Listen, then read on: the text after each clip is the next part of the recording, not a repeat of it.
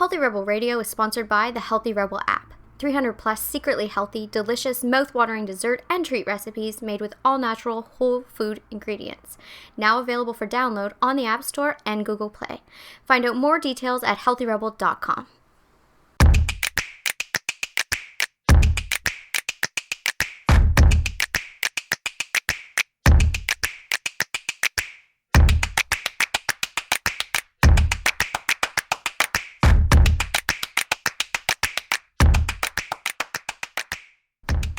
Welcome to Healthy Rebel Radio. I'm your host, Dr. David Geiser. I'm here with my Gaming Health Healthy Rebel co-founder, Amy Lane. Good morning. Good morning. I want to start with an article that you wrote this morning that will be released this afternoon. If you're listening to this podcast, it's available on the blog, and the show notes are below. So the post is about something we read this morning, and it's really surrounding one quote, which is opinion is our estimate of reality. So when you're listening to others' opinions, you're only listening to their estimate of reality based on what their experiences are. And you had some things to say about this. Or their perception of experiences. For sure. Yeah, I think it's really easy to get triggered by, unsolicited, quote-unquote, negative opinions. The other day, I received an email, and it really ticked me off. I was having a really hard day anyway, and then an individual emailed me and made remarks about where the American dollar is really high right now, that she felt my programs were too much due to the change in American dollar. Our programs are in American for multiple reasons. We physically live in Canada, but our business is actually all American. Mm-hmm. So all our overhead is American. So my business costs of operations are directly affected by the American dollar. Also, 80% of my business is American, Australian, and the UK. So that dictates how I choose to do my pricing, which is my business. Mm-hmm. And I can charge anything. Anyway, she said something along the lines of, she used a couple words that really ticked me off. Really? She used the word disappointed and shame, alluding to the fact that these programs are currently $30 more than what she had anticipated paying. She was going to go elsewhere and blah, blah, blah, blah, blah. Well, this triggered me for multiple reasons. And one of the main reasons is, for the last 5 years, compared to everyone else in my profession that's doing personal coaching, they're charging 5 to 10 times more than what I'm charging. Absolutely. And the only reason I haven't lifted my prices is because I'm so committed to trying to reach as many people as humanly possible. I work way harder than anybody I know and charge way less than anybody I know. And I don't have to. I decide, mm-hmm. and I don't have to. Everybody, we've had so many business professionals that are just like, this is crazy. You should be charging $1,000 to $3,000 for what you're doing. What's going on here? Mm-hmm. And I've always stuck to, as long as I can and able, I want to reach as many people as possible because I want to help women. It's my true desire. And I feel like I'm giving away I'm giving it away. So this person really triggered me. I just thought, first of all, you never contact a woman and tell her what her worth is. Never. Ever. I don't know who thinks that they're entitled to do that. So it really ticked me off as a woman in business that another woman would think she could reach across and tell me what my worth is. Nope. Sit down. So that really, really made me angry. And then the word shame. Like, there's something shameful. Like if I charge tomorrow $30,000 for what I do per person and people, and that's what I decide and what my time is worth and what, my experience and my success rate and that's nobody's business, and there's no shame in anything. Absolutely. And especially as a woman talking to another woman, mm-hmm. Shocked. Oh my gosh. Well, I could tell your blood was boiling almost instantly. It really triggered me. Mm-hmm. Because I just thought... as it should. First of all, nobody would ever come in and say that to you. No. there's a couple misperceptions. I think sometimes because I talk so much about love and self-worth and, the photos I share are of healthy food and happiness, I think sometimes people think it isn't work. I think they get confused as to how many hours and how intense and how much I do, which I don't feel like I should have to prove to anybody. No, and you don't. But another woman to tell another woman that she thinks, and mind you, that she spoke that harshly on a difference of $30. Yes. So that really made me angry. Yes, for sure. She doesn't dictate. Nobody should reach in and dictate anybody. So anyway, the reality is it's her perception. Mm-hmm. How I talked myself off the cliff. I did email her back, and I did say how I felt. Well, yes. And that doesn't surprise me. That it was inappropriate and whatever. Mm-hmm. And I explained things about business. Mm-hmm. And that as a businesswoman, I have to make really hard decisions. Yeah. And, that was one of them when I, with my accountant, had to sit down and decide to change my prices to American.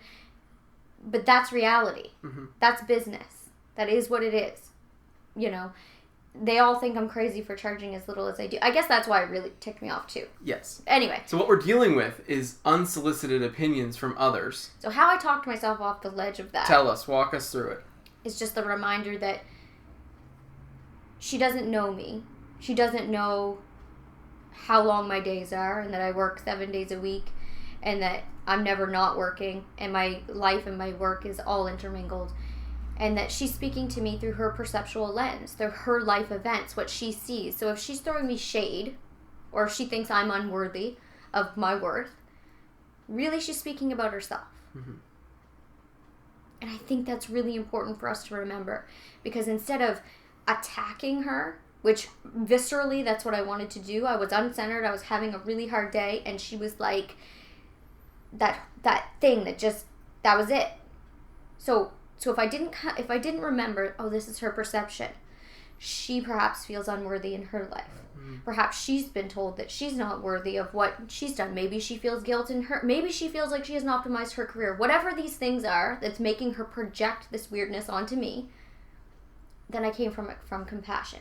Yes. So I could still speak to her, and I still said how I felt, and that I thought it was, and explained things to her. But I did it from a compassionate tone. And I wasn't angry anymore. No, absolutely. You had gone through it at that point. Right, and I'm a big believer in going through things. Before reacting. Definitely, but also going through things. I think sometimes we get in spirituality and we think that we should just be sitting on a pillow just all the time. It's not reality. No. It's not life. But the fact is that would have, back in the day, taken me down, made me have a horrible day, then drove me into eating crappy food, then, would have got me in an argument at the grocery store, and then I would have projected my crap on everyone else, and I would have had a terrible day, and it would have. Exactly. So I think it's really powerful to remember that opinions, good or bad, are only an estimate of one's reality. Yes. So you don't have to take it personally. No, because the lesson is it has nothing to do with you. It's not a part of your reality. And it's tricky to get there. So I find that the other way of remembering that this person's reality is a reflection of what's going on with them, I find that I can find compassion for that first person and then remind myself, oh, right, this has nothing to do with me. Yes, going to compassion first. Okay. I find that easier. Right. Than the other way. Opinions are nothing more than an estimate of a reality based on our own perceptions. So when these come into your mental reality, you go first to compassion. I try to. And that allows I try to think, why would a person try to project this onto me that doesn't know me or whatever, or this isn't true? Mm-hmm. So then I think of maybe perhaps some things that could be going on in that other person's life. Mm-hmm. And then from there, I find compassion. Yes. It's like when you see a really angry person, it's really easy to be like, that person's a jerk. Oh, look at that bad person. It's really easy to do that. But if you remember, like a good example, I remember we were on the seawall last year, and myself and another female were taking a picture of this piano. They had like a community piano, and this man that had to be a professional classical piano player at one point in his life, was playing this incredible music. So this girl and I were at the edge of the seawall taking photos. And this gentleman, I would say 50 to 55 years old, was jogging on the path. And the seawall is probably, you could, 6 people, shoulder to shoulder. At that place? Oh, yeah, definitely. Across. Could be. And it was just us 2 girls taking photos and this gentleman coming the other way. And he didn't want to change his path. And he was running, yeah. He was jogging, not running. He was jogging. Let's not get crazy. And he didn't want to take 2 steps the other way to avoid hitting us, so he proceeded to try to physically intimidate us and then told me to get the F out of the way. Yelled it in my face, a 55-year-old man. Yes, awful. So my first reaction was to turn around and scream back at him, "Nice, I feel bad for your family." What kind of person would scream at 2 young women? That's what I wanted to say. Yeah. But then I thought, what possibly could be going on in that man's life that he would verbally abuse a stranger? And not just a stranger, myself and like an 18-year-old girl. Yeah.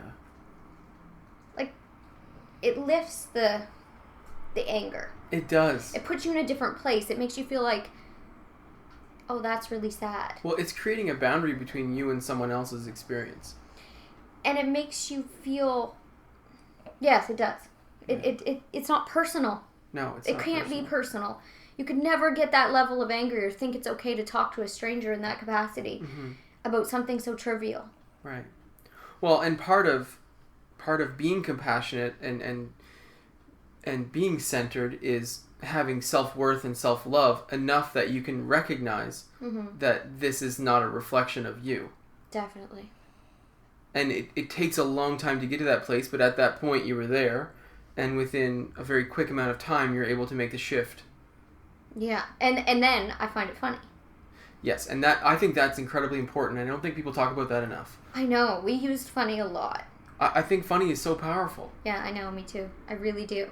Because then it goes from, oh, this poor gentleman, like, he must be very uncomfortable with himself as a human being if that just viscerally comes out so naturally. And unafraid of consequence. Like, it's weird. Right. And then it kind of gets funny that I got screamed at on the the seawall by a grown man. I think my grandmother is who introduced me to this. Yes. Because whenever something would happen in our life when I was a kid, and it, like, let's say the whole family got worked up, we'd get so worked up that someone would say something crazy or do something crazy, and then we'd all just burst out laughing because this makes no sense. I know. To be acting so crazy. She was really good at that. Yeah, she was. And yeah, she did really bring that to light. You're right. Yeah, something funny would happen because of all the insanity. And she had a really hard time throughout her years of life, but she can tell those stories with a sense of humor, and that's very powerful. Definitely. You know, challenges with, you know, this was so hard, but how ridiculous. You know? Well, we started talking about, afterwards, I remember we started talking about this man who was running and thinking, like, where's he going next? Like, whoever he's going to meet next is going to have a real time. Like, because he's in a mood today. Oh, he's mad. Holy, he's so mad. He's so mad. Those 2 young ladies were on the seawall, and my gosh. Taking pictures of beautiful music. The nerve. The nerve. It was just very fun. Like, yeah, and then it gets funny. So if you can do that, if you can get to that place, then you can create a state change within yourself where you can lift them. And we know that different neurotransmitters are released, and it's a great way to reduce depression, anxiety, and the other thing about opinions is I use it as a strong guiding system for myself. Tell me about that. Okay, so if I find myself that someone's giving me gossip in a negative way, and I see something and I right away think something negative, or I'm not seeing the light in people. Instead I'm picking up something. It's always a sign back to me that I need to recenter myself. Yes. And I have some cleaning up to do. I'm a firm believer that certain things can't vibrate with you if you're, quote unquote, in the zone. Absolutely. I really believe it. If you're owning your zone. Right. It washes away. People don't think it's okay to tell you trash. Gossip. Right. You don't see those negative things in people. You automatically see beauty in everybody. And I don't mean physical beauty, but it can be. But I mean beauty in people. You know, you even if you're, you know, you stub your toe and someone's really mean to you and you have a stomach ache and, you know, all these, you got these bills you didn't expect, whatever. you still can't qualify a bad day. Mm. Do you know what I'm saying? I do. And that for me, to keep myself in the zone, it takes work. I have to eat healthy. I have to drink water. I have to think kind things about myself. I have to take those 10, 20, 30 minutes. I have to center myself. And centering myself for me is journaling, reading. I do my readings first thing in the morning. You know, whatever form of meditation, wherever you're at, if it's sitting and just being still, if it's going for a walk and concentrating on just love or just the beauty of nature, that can be a form of meditation. Yes. All those things. You know, shutting my electronics off and just going away. Yeah. Listening to classical music for me. What I'm seeing here is as you build this lifestyle verbally, that it has developed a path for you to cultivate compassion for others. Because you are so centered in yourself. By doing these things, by taking care of yourself in this way, you not only have developed compassion for yourself, because you want to be the healthiest you can be mentally and physically, but also that bleeds over into others. So when these opinions come into your life, you have that immediate ability to go there.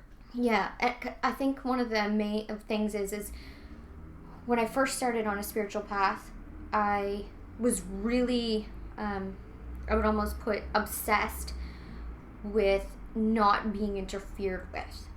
So my boundaries were really, really intense, and it wasn't a boundary, it was defensive. Right. And if, you know, someone in my life wasn't on this path and, you know, I was having sushi with them and they were talking about how much they hate their ex, whatever, and that they've meddled in this, and, oh, did you hear about this girl we went to high school with, and that whatever, I would just get so tense, and, like, my chest would be tight, and I'd be like, okay, I can't be friends with this person anymore. Right. But that's not it. Like, I saw this really funny thing going around, and maybe I'll try to find it, and we can put it in the show notes, but it's a picture of, like, a young monk, and then a picture of a guy next to him, and he's smoking, and he has, like, a Wu-Tang Clan t-shirt on it, and the quote says something to the effect of, when your friend isn't on the same spiritual journey as you, but you ride with them anyway. Right? Nice, so yeah. the thing is you have to, once you get, some people are going to fall off in your friendships, you know, if they're not meant to be there. And that's okay. But, you know, sometimes we're on the spiritual path and we're like, well, that person's not spiritual, and that person's doing this, and that's not spiritual, and look at that person over there, they're eating meat, and that person over there swears, and that person drinks, and oh my gosh, look at her, we almost start to police out other people's spirituality, and you know what that is? That's the ego sneaking up in a really bad way. In a major way. In a major way. And I was that. I did that. I went through that phase. You know, it wasn't me. Oh, yeah. I wasn't ready to own that it was me. Mm-hmm. I wasn't ready to own, because I had been victimized. People had done horrible things to me. The world showed me that things were happening to me. You know what I'm saying? Like, yes. I wasn't ready to own it. So I think this is a good way to remember that as well. Oh, it's a great way to remember it. When people are throwing their opinions on you, mm-hmm. it's also a good time to be like, something's off here. Well, then you can build your environment from there.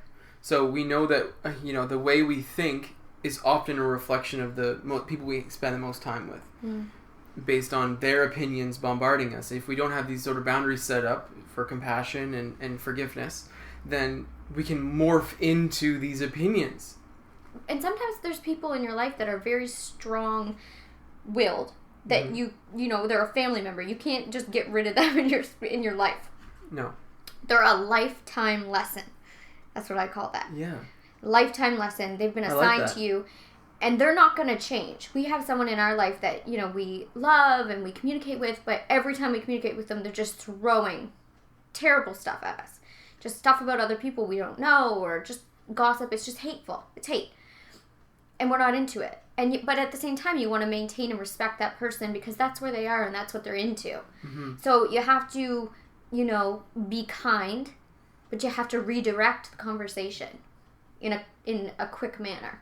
Definitely. Without confrontation. You know, I'm not into... Some people you can have conversations with. You know what? I'm not into this. Yeah. Or you could say, look, I'm trying this thing. I'm trying 30 days of not gossiping with anyone. Mm-hmm. I heard that it does great things for you. Want to try it with me? Yeah. Depending on what your relationship is. If it's a sensitive relationship and there's just no way you could ever say that, mm-hmm. what we do is we just redirect the conversation. Yeah. And try to keep it on the positive as much as possible. Sometimes it works, sometimes it doesn't. Sometimes we get off the conversation, we're like, dear God help us. Like, we need to go center, you know? Sure. But that's okay. Yeah. If we don't take, our spiritual stuff too seriously, it's way easier. Mm-hmm. And like I said, using this opinion thing, either the opinion's coming at you or the opinion's coming out of you as a guiding system as to where you're at, it's really great. Really helpful. Yeah, I love that. Or if it's coming out of you. I like that. Good point. Yeah. So we're talking about cultivating compassion, and there's one thing I want to bring up because, we've gone through a few steps on how to do it today, but there's something coming that's new into research and medicine. Of course. And I want to mention it before we end the show because it's virtual reality therapy. Yeah, you told me about this. My goodness, I'm so excited for depression and anxiety. Yeah. We know that cultivating compassion is extremely powerful for healing the mind. Mm-hmm. Like in these situations, the reason I wanted to put these two things together is because when I read what you wrote this morning, I thought about how this can help you heal your mind. This can be a step one, or this can be for a very advanced, centered person. This can also be a nice read to sort of recenter yourself. Mm-hmm. But then there's those people who are deep into illness. With depression and anxiety. And cultivating compassion is that much harder. So, well, you have your blinders on. You do? Oh, yeah. We read a study not long ago that you can't see... Cortisol, when cortisol rises because of stress, you lose your ability to even perceive the immediate environment. Your visual perception and your peripheral vision is even reduced. Yeah. So it's very interesting. Anyhow, they're doing studies with virtual reality therapy where you put on the goggles and you read out compassionate statements to a child who's in distress. And you do this for 8 minutes. You have a script and you just read it to the child. And the child gets better. He gets in less distress. And it's very healing mentally for the child. And you do that for 8 minutes and then you switch places. And you're the child and you just sit there and listen to yourself, who was you previously, read these compassionate statements for you. And it's an active exercise, and they're finding in the most preliminary study that it's beneficial for healing depression and anxiety. I can't even begin to explain how excited I am, because to me, this work was laid how long ago by all the thought leaders, but then who was criticized for simplifying it and doing the visualization of your inner child and healing is Louise Hay. Criticized in a major way for oversimplifying healing of anxiety and depression. And this is nothing more but than adding the fourth... Yeah, adding the extra dimension. To it. Yeah. Oh, it makes me... I'm thrilled. I hope that someone lets her have... Yeah. I mean, you can read about compassionate and seeing, your child or yourself as a child and having compassionate for that person that you are, that you were. But it's I don't think it's going to be the same as when you're actually physically in it with this virtual reality. I think it's going to be very cool. Because you're a man as well, and you... Yeah, I mean, it's... deal with things on a visual level. It's a little different, definitely. But I think someone in a darker place, I think that this could be something that could lift them. Because you're right, it's really hard for some people to do visualization and to picture themselves as a child and do that type of work. I'm very excited about this technology. Yeah. I'm really excited to see where it goes. It's going to be very cool. I hope you'll be able to have access to it. Definitely, I'm sure of it. So that will be happening. That's coming out, and it's just another way to use these exercises and to practice these types of things in a different way that will be... Doing childhood compassion exercises for myself really did a lot of healing for me. It did. Yeah, it made me think of you when I read it. Yeah. I know that was really powerful for you. Yeah. So this blog post is now on the blog about understanding what other people's opinions are and stepping away from your old experiences and their old experiences and practicing being present in the now. And using our opinions as a guiding tool. Definitely. I love it. And just remember, it's all good. It's all good. It's all good. That's Healthy Rebel Radio. Thank you so much for listening, and have a great day. See you. Healthy Rebel Radio is presented by the online health and wellness center, DamieHealth.com. Since 2009, Amy Lane has successfully coached thousands of women through her signature program, the Bikini Body Program. Join today to work exclusively with Amy to unveil your greatest yet to be from the inside out. Go to DamieHealth.com for more information. Thank you for listening to Healthy Rebel Radio. Please connect with us on our community pages on Facebook, Pinterest, and Instagram, all at the handle @DamieHealth. For weekly recipes, articles, and all our episodes straight to your inbox, join our newsletter at damiehealth.com. You can find all the links discussed in today's episode in the show notes. Thank you for joining us, and see you tomorrow.